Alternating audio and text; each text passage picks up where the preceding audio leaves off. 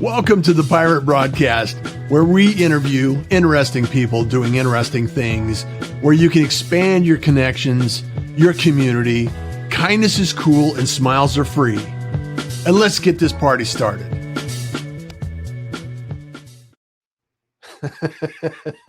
Welcome to the Pirate Broadcast.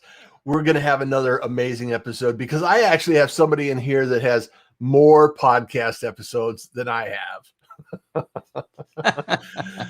Welcome, Thom. How are you doing, my friend? I'm doing great. My day is starting off awesome because you just said you're going to interview interesting people doing interesting things. And I'm like, hey, I just got a compliment. That's awesome. That's a way to start the day. It absolutely is the best way to start the day.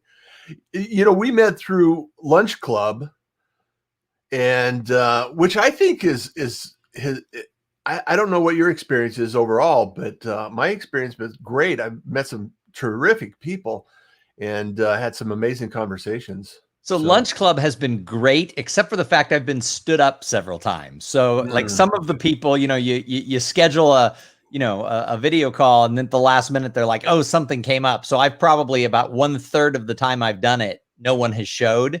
And that's kind of a bummer because you block an hour when you don't have a lot of time. And it's like, well, not going to get that hour back. But the people I've met, I don't think I've had a bad conversation. I've probably 6 or 8 people since I've been using it. And I find it to be awesome. Well, it led to this conversation here today. So it does have benefits on occasion. I want to go back. Your primary goal in your business is as a speaker, and also you're a podcaster, which we'll get to in a moment. But speakers have taken a huge hit right now during the last 18 months of this thing we're going through, and that's all of us. It's not just unique to you and I. But I want to talk about what you've seen and what conversations you're having with other speakers and people in your industry, and kind of unpack some of the things that you're going through so people can understand where you're coming from. Yeah. So for 12 years, from 2009 forward, I made my living as a professional speaker for corporations and associations. And I was usually the opening keynote speaker talking about, I started speaking when the iPhone came out. And my take was all of these apps and tools, they're great tools, but they don't replace a good human conversation. So how do we get back to human connection? And the concept worked really well. And I started this during the recession. I had been in sales and marketing before that. And when you're in sales and marketing, you go to a lot of conferences. And I would watch speakers and think, wow, she or he, they have a better job than I do. So I was thrilled to be able to build a career doing this. And then 18 months ago, it was like a giant parking brake got pulled. And it's been a sort of a rough go for people who made their living with anything to do with live meetings. And the big question you always get is, well, just pivot to virtual. And that worked for some people if they were already famous in an industry or if they had a topic like resilience. But for me, I did some virtual keynoting, a little bit more master of ceremonies work for virtual events. But it didn't pay as well. And it just wasn't the same experience, I think, for speakers and for attendees and participants. So it's just been a rough year. Yeah. And being on stage and presenting and being a keynote it's a different energy. It's a completely different, you can read the audience, you can see what's going on. You can kind of adjust your, the way you present to the audience based on their response. And it's more dynamic than being on camera like we are today. Well, and if you're good at it, you're able to like feel the vibe from the audience. And like you said, you can adjust and morph, you can get people involved.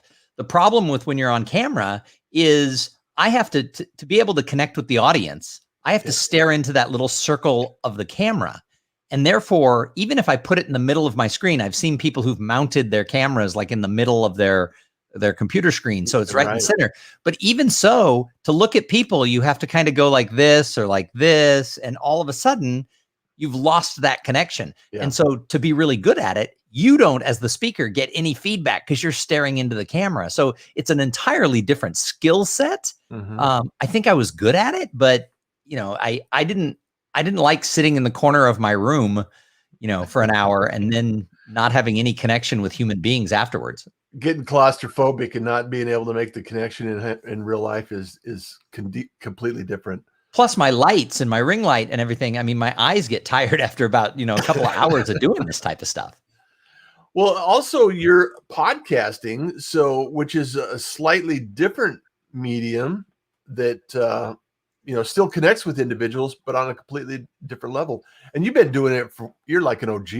You're like, you've been doing it for a long time. So when did you start? I started my show. It was originally called Cool Things Entrepreneurs Do.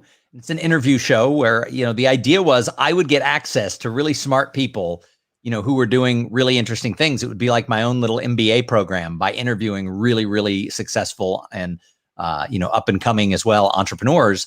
And it was a lot of fun. I mean, it was a good show. I thought I would do it for 6 months. I'm 7 years in. It's now called, I changed the name. It's now called Making Waves at Sea Level. So I'm trying to find sort of larger company executives to talk about how they shake things up. But it is a different, my show is audio only. Mm-hmm. And so it's, it's an entirely different, way of using your voice and being able to connect with people. But, I'm not a hugely, successful podcast, but for 7 years, I've had really good numbers and it's been a lot of fun. For me, it's always a great way to start a conversation. And I don't know what motivation you have, ultimately with the podcast, but it's a long game. It's not just like we were talking before the show, a lot of podcasts last 12 episodes and they're gone. Yeah. The pod fade is a real thing. People get into it and they think, oh, I'm going to be bigger than Joe Rogan. And, 7 weeks later, they're getting, 23 downloads and they're like, well, podcasting doesn't work or whatever. I monetized my podcast early on, but it came from getting speaking gigs. So I would talk when I'd interview people, I would tell them I make my living as a professional speaker and master of ceremonies for corporate and association events. And I would just work it into the conversation. And both people who I interviewed, who often were CEOs or they belong to associations, would say, hey, you'd be great. I like your personality. You'd be great for this conference that I do. Or people who listen to the show would tell their boss, let's consider this person for our sales kickoff. And so I monetized it in the first 6 months by spinning off keynotes. Yeah.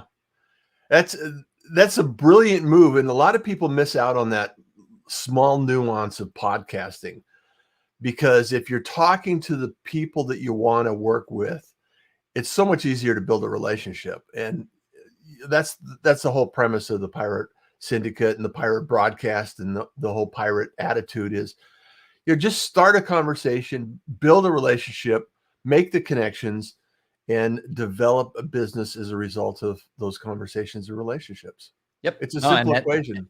And which is what I teach, right? That's what I've been talking to people about for 12 years is how do you get out there and, get beyond likes, links, shares, and follows and get to that real human connection. Cause that's where the magic happens. I want to give a shout out to a few people that are in the room now today. Elise, hello, all pirates. I'm so happy to be here. I am so appreciative of you being here, Elise. Thank you so much. Wendy, amazing. Good morning, pirates. I often take video calls from the deck of the pirate ship. Admiral Russ is a master of human connection, all swabbing and rowing. He stops colds when a pirate phone rings. Thanks for the call yesterday, Wendy. I appreciate you. Always appreciate talking to you. And we have Bayut. Hello, how are you doing, my friend? And Wendy says, making waves at sea level. Welcome to the Pirate Syndicate, Thom. You're born to be here. So it is C with the letter C, like CEO, but I hadn't thought about it. For the Pirates Sea Level SEA, I should have changed the name. I should have changed the logo behind me just for today. That's great. It says hello. I'm also happy to be here. Authenticity is so key in any relationship.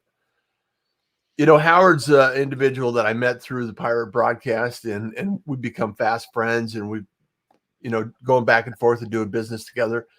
And that's an example. Wendy, same thing. These are individuals that have been in the circle. We've been able to develop and grow business. And as a speaker, it's a little more challenging. However, the same thing takes place. And I think you mentioned that you were on a couple of other podcasts as well, Thom.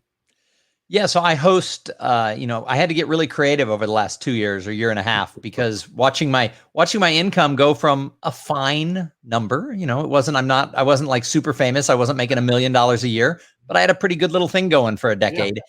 And yeah, to watch it go to zero was really painful. And yeah. I could only cry in the corner for a couple of weeks. And I had to get scrappy. I had to get out there and figure out, I had a kid who, right when the pandemic started, like 2 weeks in, she got accepted to an Ivy League college. And, Oh, it's so interesting. The Ivy League still wanted full tuition, even though all the kids were going to either be remote or living in dorm rooms just on computers for classes. So, I laughed. I called it University of Phoenix Ivy League. But I had to figure out how to, she doesn't get a scholarship, but I did have to figure out how to make money and how to do things, etc. And it was hard. And one of the things I was already doing was I was hosting a podcast for an association who wanted somebody with experience, with a good personality, with the right voice, and the ability to do interview questions rather than just from a list. right. And they had hired me. And so then I put the word out that, I could do more of these. So I now host 3 shows where I am the paid host, if you will. And my take on that is that's just another way I've monetized my own podcast, because those almost 700 episodes I've done taught me how to do interviewing. And that led me to having these 3 paid podcasts that I host. So, I don't sell advertising per se on my show. I do a little bit, but I don't make a lot of money from it. But I've monetized it by either speaking or these other podcasts that I host have been the payoff, if you will. Well, I think there's a huge opportunity going to be evolving because 2 things. One, video is becoming increasingly more popular. Live streaming has opened up the door to a lot of conversations for business owners. And now I'm seeing, and I've been promoting this idea for years, is that as a business, if you can create content using live video, streaming it and stripping it off as audio and creating a podcast and then taking sound bites of each one of those individual pieces that are discovered during the conversation in a podcast or a live stream, that creates an enormous amount of content that you can use to build authority and build your brand and be present online. And I think a lot of business owners are going to start to see that as an advantage. And people like yourself that can do a great interview to individuals in a company that may not be as familiar with the online space, it's a huge advantage. And I think there's an opening for you. Well, You could I probably think expand. I think you're right. And one of the things I do with like either companies or associations that are having meetings, if they want me to either speak or be the master of ceremonies, I tell them, as long as I'm there, either virtually or in person, as long as I'm going to be part of your event, use me to do interviews of sponsors. So like much like what you're doing with the video broadcast right now, we can do a side-by-side virtual interview with sponsors talking about why they sponsor the event, how they care about the industry. And it's so much better than the sponsor getting like 5 minutes on stage to do a commercial about their company. And they, we've all been to conferences where like our speaker will be introduced by, boots.com. And somebody gets up and say, hi, I'm Bob. I'm the president of Boots. We make boots. They cover your feet. Nails don't go through our boots. And then they read the bio of the speaker and you're just like, oh man. Yeah. But if I get in there and I go, why Bob? Why boots? Why not slippers? Why'd you make boots? And then he starts getting passionate about why he loved boots. Yeah. All of a sudden, that video becomes something that it's great for the sponsor during the conference, but it also becomes something that the company can use later to promote the company and show the passion they have for their product. It's the long tail play, and they can actually use that content for however long they decide they want to use the content. And I know that, established businesses that have sales teams, that have marketing directors and things like that, it takes a little longer for them to adopt unless they're super creative. And I've seen companies do it, and it's incredible the outcome that they can have and the results. Look at Red Bull. I mean, their whole premise was this drink that tastes nasty and gets all kinds of performance. And, their videos are engaging and disruptive and just incredible. So, there's a few ideas there that we could actually share with people. So I look forward to having people like yourself become uh, very niche. Say, for instance, if you wanted to do a vertical, like I'm talking to people in the wholesale industry and creating a show and developing a show from people in business in the trades, and having somebody that's professional, uh, you know, interview person would be phenomenal. And I think it's a very engaging conversation. And I think there's a lot of, like you said, the passion. Why boots? You know, what's going to be the turn of events here that's going to draw people to your product? And I think that conversation is worthwhile. Yeah, I mean, I'm trying to figure out how to market it to people that, look, I can help you create a podcast. We can do these types of video interviews. And, I position it. A friend and I started a thing called the Conference Talk Show, and we interview people in the conference industry. And part of it is it's a great way for us to meet these people in the conference industry. But we also give out an award for people who have done things during the pandemic that really went beyond the call of duty in the industry. We call it the Conference Hero Award. And we do these, it's a video show like this. It's broadcast straight onto Facebook Live. And, we do these interviews, and then some of them, we have these great little clips that can be used for other things. And, we haven't monetized that show yet, although it has spun off some MC work. But she and I position it like it's Ryan and Kelly in the morning. You want to have really good hosts who can engage, who can make it fun, and who can do more than ask canned questions. That's one of the things about podcasts or, live streams. So often, every time you watch it, the person asks the same question, the interviewee answers, and then they immediately go to the next question. There's no follow-up, there's no discussion. And, I watched a couple of episodes of this, the Pirate Show before coming on, and, you do a great job because every interview is different. You tailor it directly to who your guest is, and you ask follow-up questions when they say something. You don't just let an idea or a theory hang out there and then move on. It's not your agenda. You guide the agenda, and that makes for a great show. I have no agenda. See, that works. I love the spontaneity of it. Like you said, the morning show where they're just kind of riffing on whatever happens to be available to them at the moment. And to me, that's the dynamic that I like to achieve. And it's not always easy. And there's some guests that you have to pull some information from on occasion. And, I have a tendency to ramble a little bit, as my producer would say. And so I just have to make adjustments along the way and do what I can to improve. So it's fantastic. I want to ask you about the opportunities, because we're going to have to talk afterwards, because my brain, my gears are grinding now, because I really think this paid host could actually explode for some people like yourself that are talented and have the experience of interviewing and have been, the technology isn't an issue. You can actually show up and turn a light on and make your camera work. And and people don't realize how much in the background has to take place. So you've been doing this a while. So what are the technical changes you've seen over the years by doing this kind of activity? Well, none of it's expensive. I don't think that to do any of this, you have to have the highest end studio quality, stuff, but you have to have the basics. Like you have to have an exterior webcam from the built-in one in your computer. So when I started podcasting, again, mine's audio, but I record it over originally Skype. And then like 6 years ago, I moved to Zoom. I was using Zoom before people knew what Zoom was. People were like, I don't understand what this link is. And it's like, just click the link. I promise you, it's going to be fine.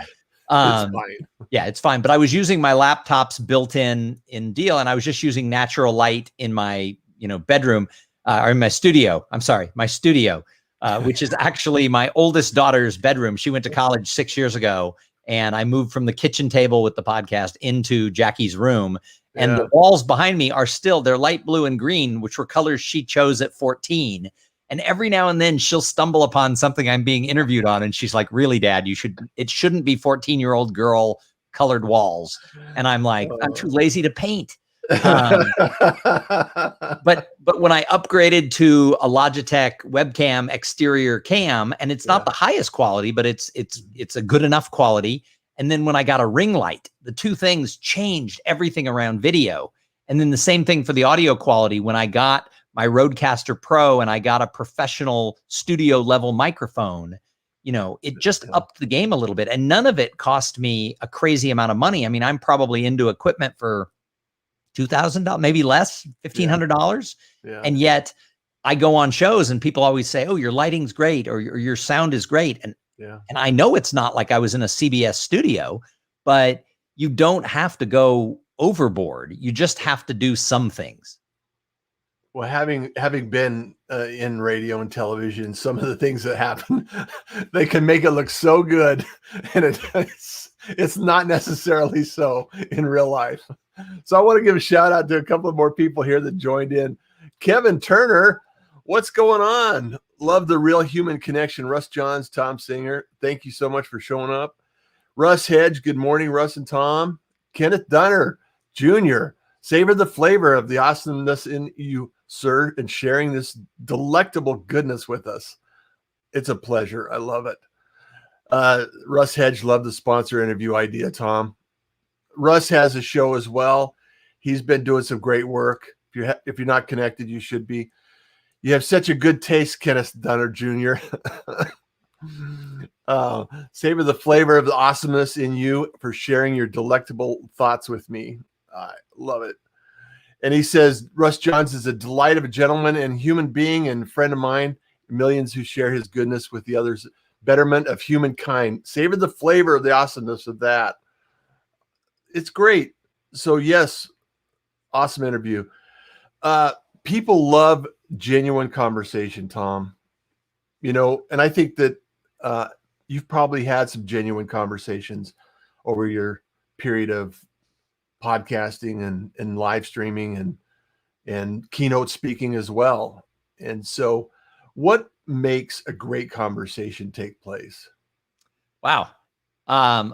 The first thing is, so I'll give you a little background, right? So I was the kid who in second grade, the teacher sent the note home to my mom that says he talks too much in class, right? So I'm that kid. I'm an extrovert. I'm the one who, everybody in the family had to sit on the couch while I put on a show.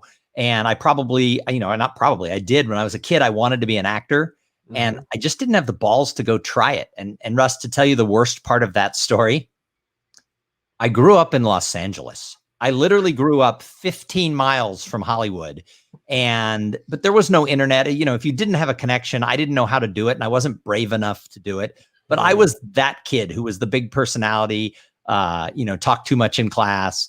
And so I've had to learn as an adult, I've had to learn to shut up and listen more. I think a great conversation comes when both people are invested in learning about the other person. And so often, it's easy, especially if you're a big personality, you like to tell a story. I come from a big Irish Catholic family where I'm the youngest of 26 grandchildren. So that was a big family, and there's a big gap. My mom was one of the youngest of 10 kids, and she was 40 when I was born. So I don't have a first cousin within 6 or 7 years of me. And I don't have a brother within 9 years. I have 3 older brothers, and they're 9, 12, and 14. So to get attention, you had to be able to overtalk to get attention in a family of that size. But if you're really going to have a meaningful conversation, you have to want to learn and listen. So one of the things I try to learn for myself, and one of the things I try to teach other people is we learn so much about networking and meeting people that you have to have an elevator pitch. And I do believe that you should be able to clearly and concisely talk about yourself when the time comes. The problem with that is we're teaching people that when you meet someone, flick a switch in your back and just lead with yourself. So it's like, hi, my name's Thom Singer. I've written 12 books. I host 4 podcasts, blah, blah, blah. Just verbal vomit all over the other person. That does not lead to a good conversation. So it's better if you memorize 3 or 4 questions that gets the other person to talk. So I live in Austin, Texas, and the population of Austin in the 31 years I've lived here has tripled in size. It was 700,000 people in the greater area when I moved here. It's now 2.3 million people, and more are coming every day. So the number one question when you're at an event here, it's great. You can ask people, how long have you lived in Austin? Because the odds are 2/3 of them moved here in the last 20 years. And so, if you can get people to talk about something that interests them, so that question leads to, where did you come from? Why did you pick Austin? What part of town do you live in? If you can get the other person and you're genuinely interested, Yep. you can get them to answer 4 or 5 questions. Most people will turn around and ask you questions. Then it becomes that give and take where it becomes a really engaging chat versus elevator pitch to elevator pitch. Yeah. And open-ended questions where they can't answer yes or no. Right. You know, it's leading. So I want to share with people how to get a hold of you, and I'm gonna bring this up here. So if you want to connect with Thom, just go to tomsinger.com. Very simple. It's kind of like russjohns.com, only it's tomsinger.com. The .com is very universal. So And keep it simple. I spell Thom, Thom, like Thomas without the ass. Yeah. Most people are just TOM. However, if you forget that and you go to tomsinger.com, you will still get to my website because I own both of them. Brilliant move, Thom. Brilliant move. I love it. Marcia says your personalities play beautifully off each other. So enjoying this. Thank you so much, Marcia. Tamara, shutting up and listening is such a great conversation. Is so vital to a great conversation. I'm enjoying this one. Thank you so much. Wendy says, so few podcasters are picking up the conversation cues and running with them. Those unique special minutes are gold. Use them properly to bring others into the fold. God, Wendy is so right about that so many people learn to podcast by having 8 questions and a lightning round, and they don't even care what their guest says or if their guest, says something interesting. I was interviewing a guy. He's the CEO of a major, like really high-end technology company. And it was like way over my head what they do. I mean, I know nothing about quantum computing and this and that, but early in his career, he was a homicide detective. Now he's CEO of a major company, and wow. he worked for Homeland Security when Homeland Security department was first founded. And so he's had this amazing life. But then he mentioned he started his career as a cop and was a homicide detective. And I asked him the question, I go, running a tech company, especially something so, heavily, deep technology like quantum computing, I go, do you ever use any of the skills that you learned as a homicide detective? And he was like, wow, no one's ever asked me that before, but yes. And then he starts talking about what you do when you interview people in a homicide case and how that's what you have to do when you're running a big company and you have all these people and clients. And he lit up like a Christmas tree when I asked that question. He was so bright and excited about it. And he said, nobody has ever asked me that before. And to me, it was like, I don't know, that'd be the first thing to ask. That's the first thing that came to my mind is, what's the bridge that brought you from point A to point B? Exactly. And what skills did you transfer? It's like crazy. Well, Thom, this has been an amazing conversation. And I know that the two of us could probably carry this on for a couple hours longer. and I know that life has to take place. I just want to make sure that people understand that you have a gift, you have a message. And when people contact you, what can you help them with? What are you focusing in on? I know speaking events, podcasting opportunities. Share with us what you want to get away from the pirate community. Well, like I said, I got real scrappy in the last year. So I do some business development coaching for lawyers and others. I'm helping some podcasters who want to learn to become paid speakers. So I'm doing some of that coaching type work. However, my main focus is I'm a speaker and a trainer. So I love to come into companies and associations to their meetings. And usually I'm like an ideal opening keynote speaker because I kick off the event with this whole thing about how do we get genuine? How do we be authentic? How do we connect on a human level? And then halfway through the talk, if it's like a multi-day conference, I go like, I have an idea. Why don't we make this conference a human laboratory? And then what happens is I call it being the conference catalyst. People will network better at the event. And let's face it, we've learned over the last year and a half, that we can deliver content virtually through all of these video platforms and others. But that human to human connection piece that happens, the serendipity of hallway conversations, is really hard to replace in a virtual situation. So people are going to come to live events because they want to have that connection to other people. They want to meet who else is in the audience. So that's what I focus on. If you have a conference that needs human connection, the Conference Catalyst is the way to go. I love it. I love it. Liz Wilcox, welcome. Welcome back. I met Thom in Austin through Justin Shucks at a bar a few months ago. Hi, Thom. I remember that bar. Yes. She was on the show yesterday. So small world. That is a small world. And Justin is awesome. Yeah, Justin is phenomenal. So I've met through Justin through my connection at Chris Ross and Winject Studios. So love to stay connected and have conversations along those lines. Thom, thank you so much for being here. I really appreciate it. If you want to connect with Thom, go reach out. Thom, THOM singer.com. And my email is just tom@thomsinger.com.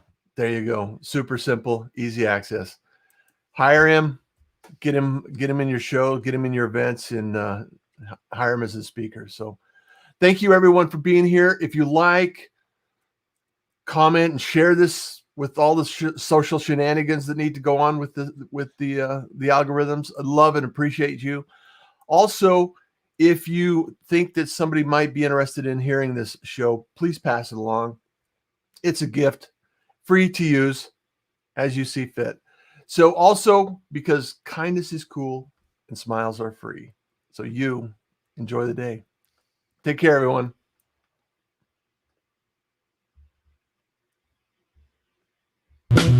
Thank you for joining the Pirate Broadcast.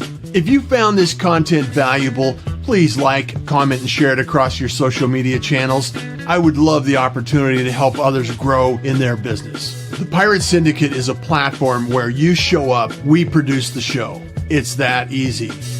If you want to be seen, be heard, and be talked about, join the Pirate Syndicate today. Boom. So I have to tell you, I'm not blowing smoke up your ass. That was one of the most fun conversations I've ever been interviewed on. You do a great job. Thank you so much.